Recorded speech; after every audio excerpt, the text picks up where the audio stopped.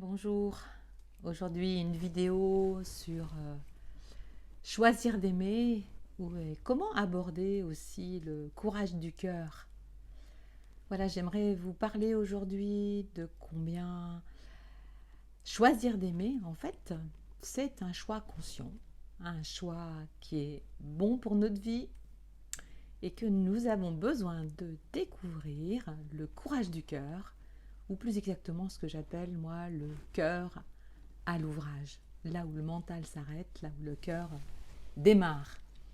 Et j'aimerais beaucoup aller de plus en plus loin vers découvrir le pouvoir illimité du cœur, découvrir le pouvoir créateur du cœur. Et peut-être la première étape, ça serait de pouvoir commencer à se regarder avec bienveillance, se faire hey, coucou, réveille-toi. Est-ce que tu as oublié ce que tu voulais vivre? J'imagine que quand vous étiez petit, vous vous disiez oui, oui, maman, quand je voudrais être grand, je voudrais vivre heureux. Et puis, à un moment donné, dans la relation, vous vous êtes engagé et vous avez pris l'engagement, effectivement, de partager de l'amour, d'essayer de le donner du mieux possible, aussi de recevoir l'amour de l'autre. Et c'est là où on a besoin de se faire recoucou gentiment. Hey, regarde, mais regarde comment tu te comportes. Regarde comment tu te comportes dans ta vie, regarde comment tu te comportes dans ton couple. Et ça demande le courage du cœur, comme je le disais tout à l'heure, parce que ça demande, avec beaucoup de bienveillance, donc d'être devenir un observateur neutre pour nous, et de regarder avec ce courage si nos décisions, si nos actes vont bien dans ce sens-là. Par exemple, est-ce que je rentre tard le soir? Est-ce que quand je rentre tard, ça nourrit l'amour avec ma femme, avec mon conjoint, avec mes enfants? Ou voilà, si l'autre a une demi-heure de retard et que je commence à stresser, que je l'accueille avec de la colère, de se demander là aussi, est-ce que ça nourrit l'amour? Est-ce que ça crée des bonnes vibrations entre nous? Ou peut-être, ça demande aussi de regarder, est-ce que nos engagements financiers, peut-être que on s'est mis beaucoup de pression dans nos engagements financiers et du coup ça génère du stress. Ça va peut-être générer tellement de stress et jusqu'à générer aussi des engueulades, hein, que du coup ça peut même briser le couple. Comment se réajuster avec tout ça? Parce que l'amour, ce sont des actes. Et ça part d'un choix conscient. Ça part du cœur. C'est assez simple en fait. Est-ce que mes actes vont générer du bien-être, de l'amour, ou bien ma manière de me comporter génère du stress, de la peur, de la colère peut-être chez l'autre? Ou est-ce que les choses que je pose vont générer du lien, vont générer de la proximité, vont aider à se comprendre, vont aider à se sentir compris, créer de la proximité, de la confiance. En fait, il n'y a que deux émotions au monde. Il y a l'amour et il y a la peur. Et je peux être d'un côté, sur un bord ou sur l'autre, rarement dans les deux en même temps. Et ça, c'est mon corps qui me le dit. Quand je vis des émotions, quand je vis de la colère, quand je vis des peurs, quand je suis habitée par mes peurs,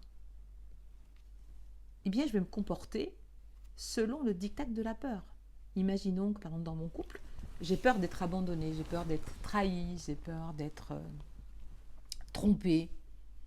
Du coup, si cette peur-là m'habite, eh bien, je vais devenir suspicieuse, je vais fouiller dans le téléphone, je vais aller sur Facebook, je vais poser des questions à l'autre, je vais dire est-ce que tu m'aimes? Je vais devenir même exigeant avec l'autre. Tout ça pour pouvoir me rassurer. Et quand je fais ça, Voilà. Est-ce que vraiment ce qui vibre de moi, c'est quelque chose qui va nourrir de la relation ou au contraire, ça va créer de la distance? Du coup, après s'être regardé avec beaucoup de bienveillance, juste de faire un peu le point, de faire un bilan, eh bien, on peut passer à la deuxième étape. Et si j'ai vu à dans quel endroit j'étais pas très ajustée, je peux passer à cette étape qui s'appelle faire sa part. Choisir d'aimer l'autre, choisir de nourrir une relation, ça demande à ce que chacun des partenaires fasse sa part. Et faire sa part, c'est quoi? C'est s'engager avec soi. L'amour, c'est une vibration qui vient de l'intérieur vers l'extérieur.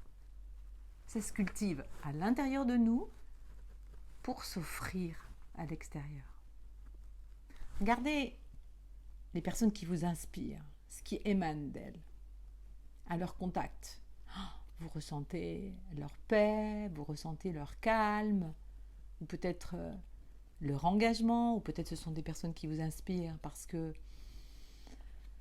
elles ont de la cohérence entre la manière dont elles vivent et leurs propres valeurs, ce qu'elles construisent dans leur vie. Et vous aimez leur contact. Vous avez envie de construire avec des personnes comme ça. Vous aimez sentir que vous êtes bien avec elles. Voilà. La vibration de cette cohérence, elle crée du bien-être chez la personne et du bien-être qui est disponible dans leur entourage.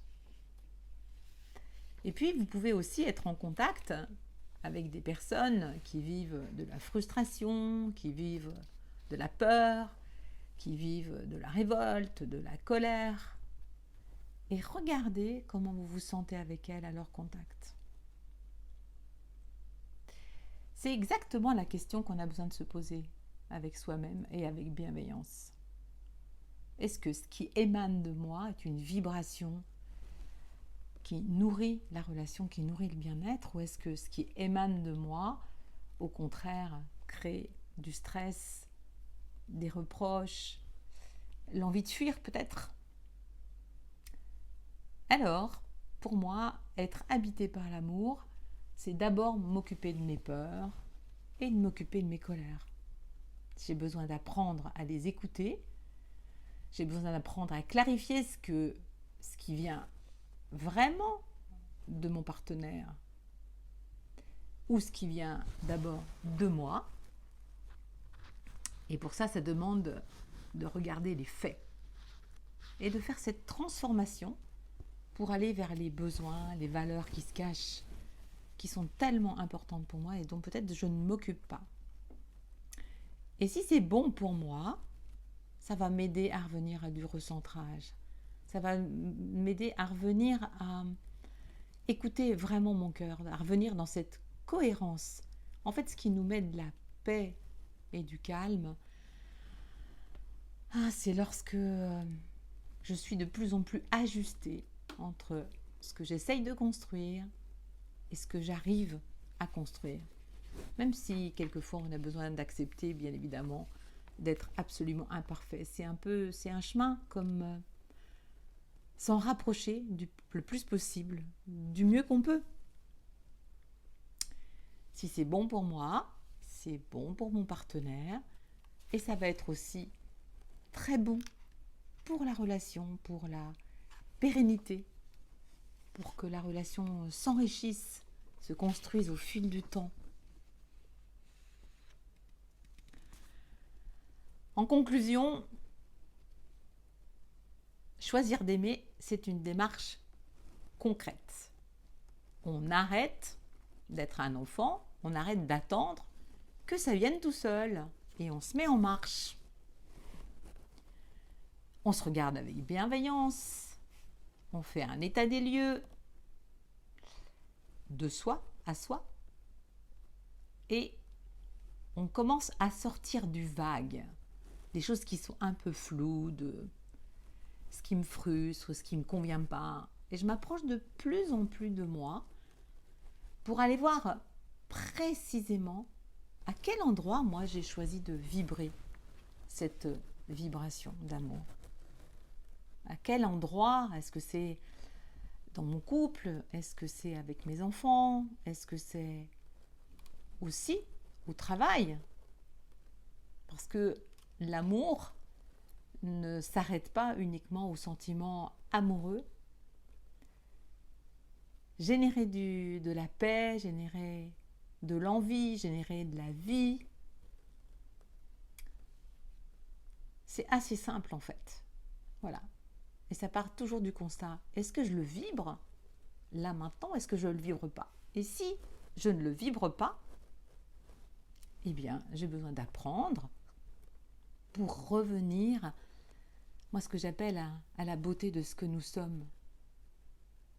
Combien de temps passons-nous à regarder vraiment les belles qualités qui nous habitent, à se regarder avec la beauté du cœur, regarder les belles choses qui sont en nous, qui demandent à fleurir, qui demandent à ce qu'on y mette de l'attention, de l'énergie, et se mettre dans une démarche pour ça.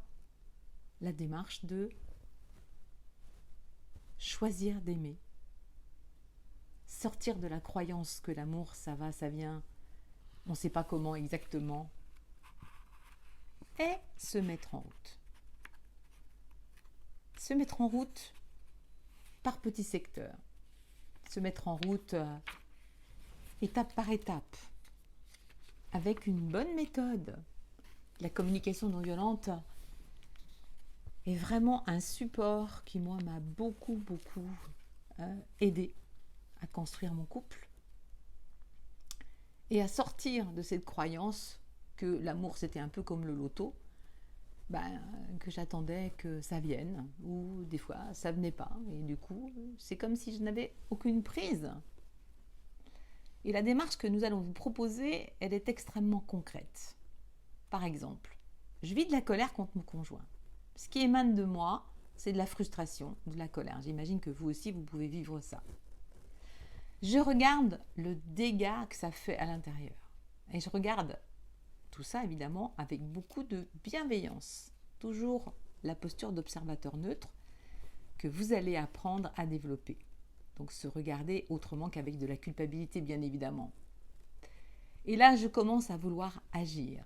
Je voudrais agir sur avoir une bonne santé, avoir une bonne santé mentale, à m'occuper de l'énergie de vie qui est à l'intérieur de moi, à lui permettre de se développer.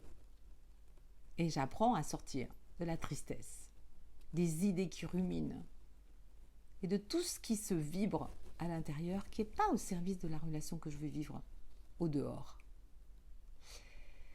Si je me laisse gagner juste par mes connaissances, parce que je ne sais pas encore faire, eh bien, qu'est-ce que je vais faire?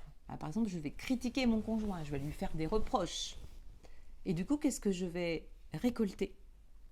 Des critiques, des reproches aussi. On va partir dans les fameux cycles du conflit où finalement les deux seront perdants. Nous sommes finalement assez conditionnés, assez habitués à vouloir faire des changements par l'extérieur. Ça ne va pas dans mon couple, alors je vais être très exigeant et je vais faire des demandes de changement à mon partenaire. Et ça, cette démarche, elle crée beaucoup de frustration parce qu'en fait, on n'obtient pas le résultat qu'on veut. On ne peut pas demander à l'autre de changer par exigence. La seule chose que nous pouvons faire, c'est regarder ce qui se passe à l'intérieur, modifier mon climat à l'intérieur, et pour ça, j'ai besoin d'apprendre. Et puis, ensuite, je peux demander à l'autre de contribuer. Si je reste dans les modifications par l'extérieur, je vais rester dans les exigences, les critiques, les reproches. L'autre ne changera peut-être pas comme je voudrais et je vais aller faire jusqu'à la modification extérieure extrême qui va être, pourquoi pas, changer de couple. Puisque c'est mon partenaire qui ne convient pas, je vais changer de couple et je suis juste désespérée de pas avoir trouvé où est l'amour. Je vais recommencer ma quête à l'extérieur. Alors non, on va arrêter. On va juste se faire coucou. C'est la petite clochette qui vient et qui fait ah, mais regarde, reprends ton pouvoir d'apprendre à créer l'amour autour de toi, à créer l'amour à l'intérieur de toi. Reviens à découvrir les incroyables capacités, pouvoirs créatrices du cœur. Et ça s'apprend. Et vous aurez une démarche, étape par étape. Alors, bienvenue à tous les créateurs du cœur, à tous les créateurs d'amour qui ont vraiment envie de se réveiller et de se mettre sur ce chemin. Parce que finalement, c'est peut-être le seul chemin, en tout cas, que moi, j'ai trouvé qui ait de la valeur. Apprendre à faire ça. À bientôt. Voilà, j'espère que vous avez apprécié cette première vidéo, celle qui vraiment va démarrer toute la série. N'oubliez pas, si vous avez aimé, si ça vous a plu, de cliquer sur le pouce bleu.